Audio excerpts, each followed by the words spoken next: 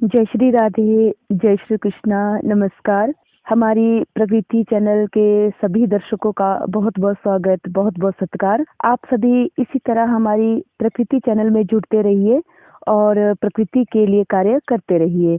आप सभी ज़्यादा से ज़्यादा संख्या में वृक्ष लगाएं और प्रकृति को बचाएं, उनका संरक्षण करते रहिए और जितना हो सके जंगलों को आग लगने से बचाइए, क्योंकि आजकल गर्मी के मौसम में बहुत ज़्यादा आग इधर उधर लग जाती है।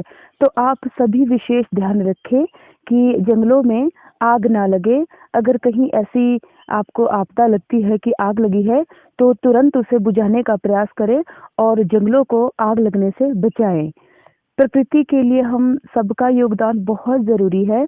आज के समय में जो ऑक्सीजन की कमी आ रही है, उसके लिए पेड़ पौधे लगाना बहुत अनिवार्य है, ताकि भविष्य में हमें इस तरह की समस्या का सामना ना करना पड़े। हमें ऑक्सीजन किस किस के माध्यम से मिलती है, उसके विषय में हम आज चर्चा करेंगे।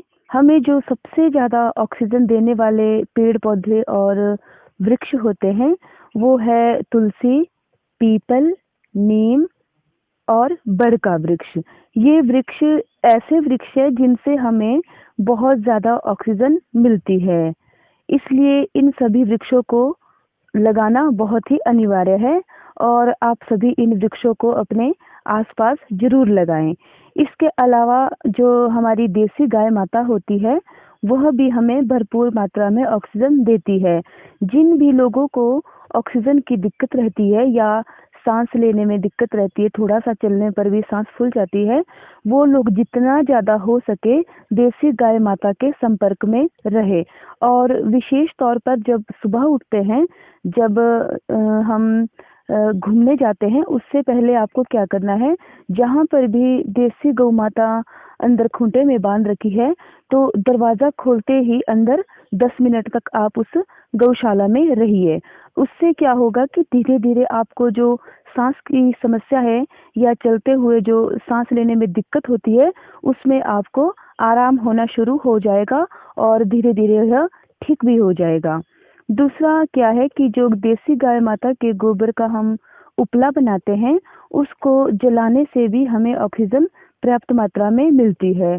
और इसके साथ साथ देसी गाय माता के गोबर से जो हम धूप बनाते हैं, उससे भी ऑक्सीजन हमें अच्छी मिलती है। ऑक्सीजन की कमी ज़्यादातर उन क्षेत्रों में होती है जहाँ पेड़ पौधे बहुत कम होते हैं, इसलिए वृक्षों का होना बहुत आवश्यक है।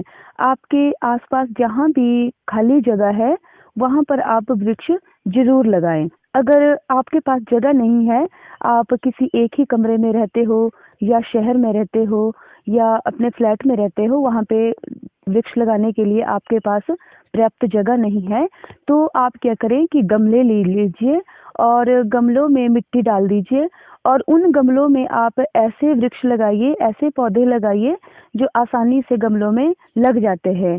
जैसे आपका तुलसी हो गया, एलोवेरा हो गया और आपका मीठा नीम हो गया, जिसको हम कड़ी पत्ता भी बोलते हैं, उसको भी आप लगा सकते हैं।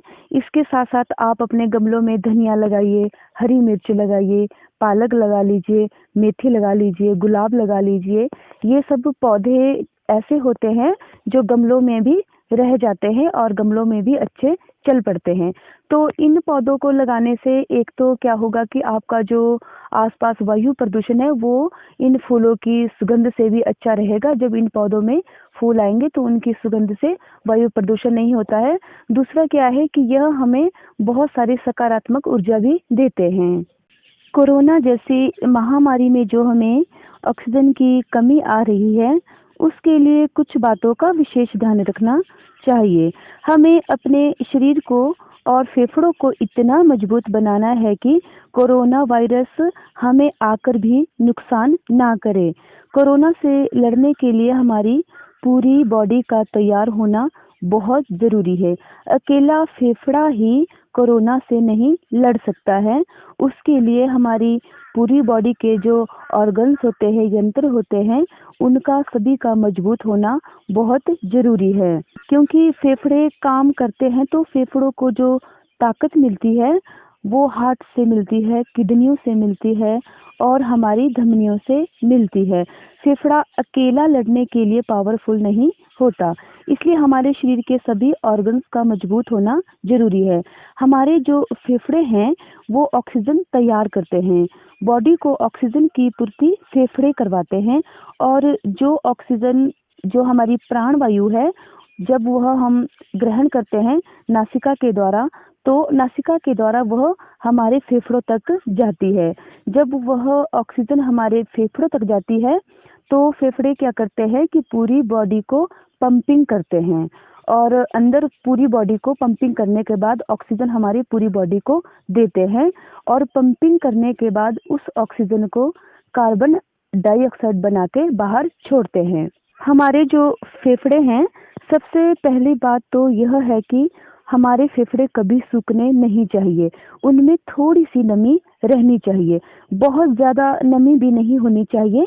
जब बहुत ज़्यादा नमी हमारे फेफड़ों में हो जाती है तो उसे हम सर्दी जुकाम कहते हैं, और अगर वह कम नमी वाला हो गया है तो उससे सूखी खांसी हमें हो जाती है।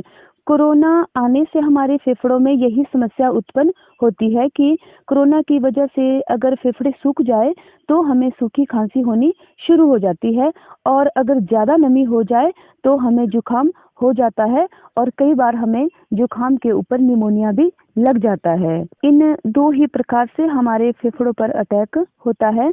अब फेफड़ों को मजबूत कैसे करें, इसके लिए हमें क्या क्या करना चाहिए, और हम अपने फेफड़ों को इन व्याधियों से कैसे बचाएं। फेफड़ों को मजबूत करने के लिए भोजन करते समय पानी बिल्कुल भी ना पिए, या तो आप पानी 1 घंटा पहले पी ले या पानी आप 1 घंटा बाद पिए। बीच में भोजन करते समय पानी बिल्कुल भी ना पिए। अगर आपके गले में कुछ अटक रहा है या ज़्यादा मिर्च लग रही है तो आपातकाल में आप 1-2 घूंट पी सकते हैं, लेकिन पानी वैसे नहीं पीना चाहिए। और जब भी हम पानी पीते हैं तो पानी को इस तरह से पीना है कि आपके पहले तो जो आपने पानी की घूंट ले रखी है वो ऐसे 1-2 घूंटे ले ले मुंह में कि आपका पानी से मुंह फूल जाए। फिर जैसे हम कुर्ला करते हैं मुंह में पानी को घुमा के, वैसे ही घुमाइए और उस पानी को अंदर निगल लीजिए। ऐसा करने से क्या होता है कि जो हमारे मुंह में लार बनी होती है वो पानी के साथ ही वह लार हमारे अंदर बॉडी में चले जाती है, जिसकी वजह से हमारे फेफड़े साफ रहते हैं और मजबूत बनते हैं। और दूसरी बात क्या है कि आहार का विशेष ध्यान रखें, ज़्यादा तला हुआ ना खाएं। जिन सब्जियों में या जिन चीज़ों को बनाने में हम बहुत ज़्यादा तेल लगाते हैं, कोशिश करें कि आप ऐसी चीज़ें ना खाएं, क्योंकि तली हुई चीज़ें खाने से भी हमारे फेफड़ों में दिक्कत रहती है। और तीसरी बात का आपने ये ध्यान रखना है कि आप रोज़ एक्सरसाइज करें। आप शाम को जल्दी सो जाएं और सुबह जल्दी उठिए, 4 से 5 बजे के बीच में उठ जाइए और 3 से 4 गिलास गुनगुने पानी के पीजिए, और उसके बाद अपने मॉर्निंग वॉक पे जाइए। मॉर्निंग वॉक पे जाते समय अपने चलने की गति थोड़ी तेज़ रखिए, और जब आपकी गति अच्छी हो जाए चलने में तब दौड़ लगाना भी शुरू कर दीजिए। जब आप मॉर्निंग वॉक करके आते हैं तो उसके बाद 10 मिनट आराम कीजिए और अपनी पूरी बॉडी पर मालिश कीजिए तिल के तेल की या सरसों के तेल की, और उसके बाद आप नहा लीजिए। इसके अलावा आप आसन भी अपने फेफड़ों को मजबूत करने के लिए कर सकते हैं।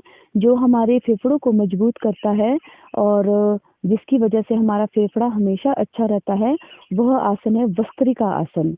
वस्त्रिका आसन का मतलब होता है, जैसे जब हम कोई कपड़ा धोते हैं और उसको निचोड़ते हैं, और निचोड़ने के बाद जब हम उसको सुखाते हैं, उसको ओढ़ते हैं, तो वह साफ सुथरा होता है और अच्छा दिखता है। तो इसी तरह से जो वस्त्रिका आसन है वह भी फेफड़ों के लिए बहुत ज़रूरी है। वस्त्रिका आसन करने से क्या होता है कि जो हमारा फेफड़ा होता है अंदर, वो बिल्कुल निचोड़ जाता है और फिर दोबारा से वह काम करना शुरू कर देता है और हमेशा साफ रहता है। फेफड़ों को मजबूत बनाने के लिए जो सबसे ज़्यादा ज़रूरी है वो है कि हमारी पूरी बॉडी मजबूत होनी चाहिए, हमारी पूरी बॉडी की वर्जिश होनी चाहिए। अगर तो आप गांव में रहते हैं, आपके पास खेती बाड़ी है, आपने गाय भैंस पशु रखे हैं, तो आपको एक्सरसाइज करने की ज़रूरत नहीं है, क्योंकि गांव में हम जब काम करते हैं, जैसे हल चलाना, फावड़ा चलाना, कुदाली चलाना या घास काटना, तो उससे क्या होता है कि हमारी पूरी बॉडी की वर्जिश हो जाती है, हमें एक्सरसाइज करने की ज़रूरत नहीं होती है। पर जो हमारा ट्रैक्टर चलाना आता है वो बॉडी के लिए अच्छा नहीं होता है, क्योंकि ट्रैक्टर चलाने से फेफड़ा मजबूत नहीं होता, बल्कि यह ज़्यादा नुकसान करता है। क्योंकि ड्राइविंग करने से हमारी शरीर के जो सभी यंत्र होते हैं वो कमज़ोर हो जाते हैं, क्योंकि उसकी दिनचर्या अच्छी नहीं होती है। इसलिए ट्रैक्टर जो नहीं चलाते हैं, हल जो चलाते हैं, बैल हाँकते हैं, उस समय हमारे फेफड़े मजबूत बनते हैं। जिस काम को करने से हमें लंबी लंबी सांसें लेनी पड़ती है, उसी काम की वजह से हमारे फेफड़े भी मजबूत बनते हैं। दौड़ लगाने से, उठक बैठक करने से भी हमारे फेफड़े अच्छे रहते हैं और मजबूत बनते हैं।